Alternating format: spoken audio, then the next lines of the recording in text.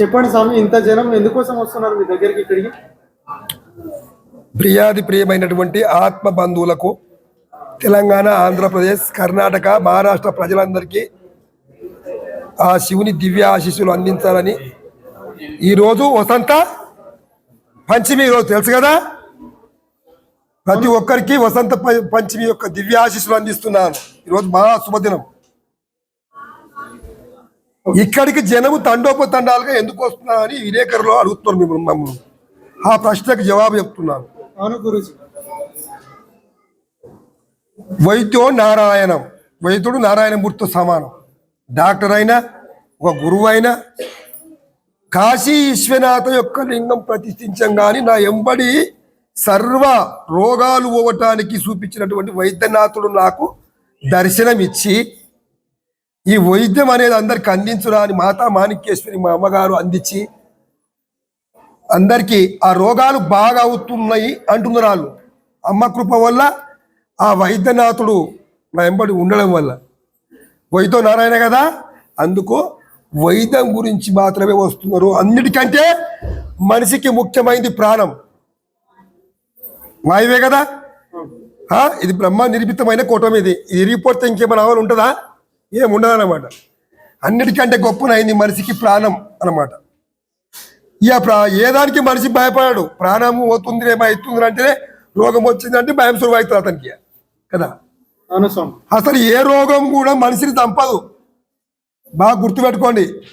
ప్రతి ఒక్కరికి భక్తులు చెప్తున్నా, తెలంగాణ, ఆంధ్రప్రదేశ్ వాళ్ళకు, యావత్ ప్రపంచం అందరికి చెప్తున్నాను, ఏ రోగము మనిషిని చంపదు.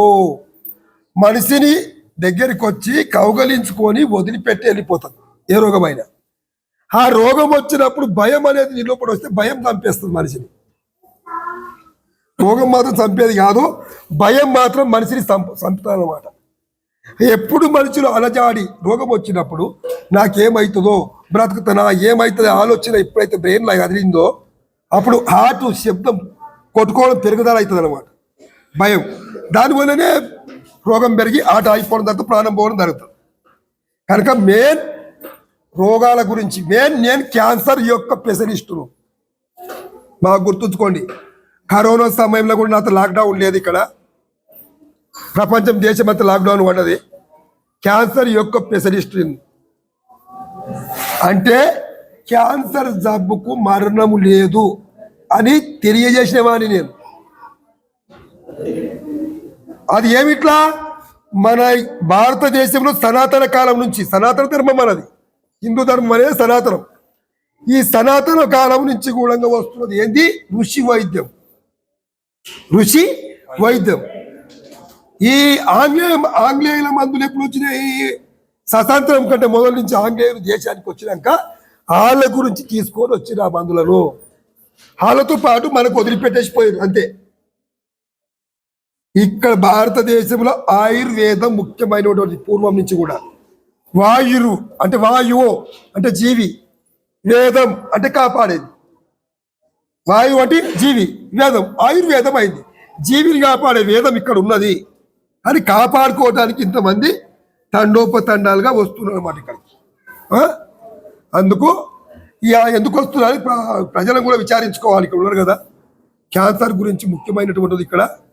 నేను ఉన్నా లేకున్నా ఎటువంటి కృష్ణగిరి క్షేత్రం మీద నాటినటువంటి చెట్టు కల్పవృక్షం లాంటిది ఈ క్యాన్సర్ జబ్బుకు. నా దగ్గర జరిగేటి మూడు రోగాలు బలమైన రోగాలు. ఏంటివి? క్యాన్సర్ ఒకటి, రెండవది థైరాయిడ్. థైరాయిడ్కి మందు ఉందా దేశంలో? సచిన్ దాకేసుకోవాలి స్టార్ట్ అయితే కదా. కృష్ణగిరి క్షేత్రానికి వచ్చిన వారికి థైరాయిడ్ 3 నెలలు తప్పితే 4 నెలలు చెకప్ చేసుకోమని ఉంటుందేమో. థైరాయిడ్ నో, ఉండనే ఉండదు. ఎట్లా వేసుకోవాలి? గవర్నమెంట్ దగ్గర వేసుకునే గోళీలు ఏది థైరాయిడ్ ఉన్నాయో అవిటితో పాటు రియాక్షన్ ఉండదు. అవిటితో పాటు నా ఆయుర్వేదం 2 కలిపేసుకునేటివి. అవి వేరే ఇవి వేరే కదా. దానికి దీనికి 2 నిమిషాల టైం చేంజ్ చేసి వేసుకునేటివి. మూడవది షుగర్. ఇక ఇంటింట వాకిపోయింది షుగర్. ఈ రోజుల్లో షుగర్ లేని ఇల్లు లెక్కితే కూడా కష్టమైపోతుంది కలికాలంలో. పాప పుట్టినప్పటి నుంచి చివరి వరకు షుగరే వస్తుంది కదా. ఆ షుగర్ గురించి ఇక్కడ ఔషధం లభించును. ప్రతి ఒక్కరికి కూడా 3 నెలల 15 రోజులు 4 నెలలే. కానీ షుగర్ వాళ్ళు ఇన్సులిన్ తీసుకునే వాళ్ళకి మాత్రం 8 నెలలు టైం పెట్టా.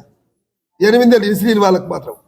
ఆ సూదులు బంద్ చేయకూడదు, ఆ మందులు బంద్ చేయకూడదు. అవి ఆడుకుంటూ ఇవి ఆడుకొని ప్రతి ఒక్కరు కూడా కృష్ణగిరిలో ఉన్నటువంటి పంచభూతాలను శుద్ధి చేసేటివి 5 మందులు, ఘనమైన మందులు ఉంటాయి. ఆ ఘనమైన మందులు ఏంటివంటే శిలాజిత్తు, ఆల్కాటానికు, హల్దిగిరవటి, గోవారకు, పంచగవ్యము. ఈ 5 మందులు బలమైన మందులు. ఆ మందులు ఆయుష్ డిపార్ట్మెంట్ నుంచి ల్యాబ్ పరీక్షలతోని అయ్యి ఉంటాయి. ఇక్కడ కృష్ణస్వామి నూరిచ్చేటివి కావాలన్నమాట.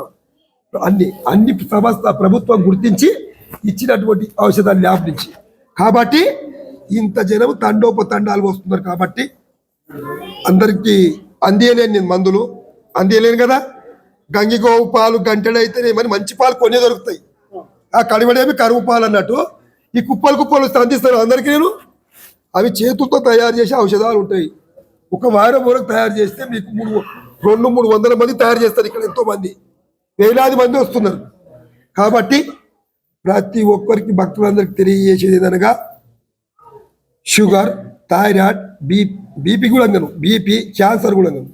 ఇటువంటి రోగాలు ఉంటే మీరు భయపడకండి. గవర్నమెంట్ ఔషధాలతో పాటు కృష్ణగిరిలో ఇచ్చినటువంటి ఔషధాలు ఆడుకోండి. నేను ఉన్నా లేకున్నా ఇక్కడ ఔషధాల నిలయం ఉంటుంది.